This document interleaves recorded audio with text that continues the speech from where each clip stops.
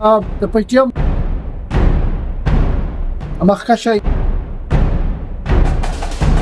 علي وزیر د شل میاشتې جیل او کېد زندان د ریاست ظلم او جبر ټارچر 11 جیل چې په شل میاشتې کې په دې ریاست وکړلې خو نه ماتېدونکی نه ټیټېدونکی علي وزیر نن برته راووتی له جیله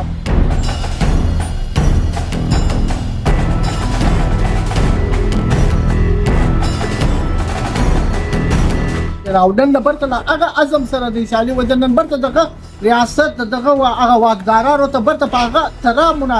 مزاحمت باندې ورته ولاړ څنګه چې شل میاشتې مخکې دی ورته ولاړ شل میاشتې جیل بعد هم دی په هغه وسله ورته ولاړ نن علي وزیر دا هغه لا درکه ځوانانو خبره کوي په وارن ټیرر کې د ریاست پښتون ځوانان لا درکه کړنن هم علي وزیر د ټروت اند ریکنسیلیشن خبره کوي د ریاست سره چې کوم ظلم او جبر په وارن ټیرر کې د پښتانه قوم سره سوي دي چې یو نیم لک پښتانه بې ګناه شهیدان کړل شوي دي نن هم علي وزیر د خپل وطن دا هر ذره د ریاست سره حساب کوي د پی ټی ایم هر رکن هر کارکون هر ذمہوار نن هم د ریاست سره د خپل کام د وطن د حق خبره کوي نو یقین دي دا ریاست لري چې یو ورځ به راځي چې دا سوچ او فکر یې سدای به د پښتانه ځوانان شهیدان کوي پښتون وطن باندې خو یو ورځ به خامخا راځي چې پښتانه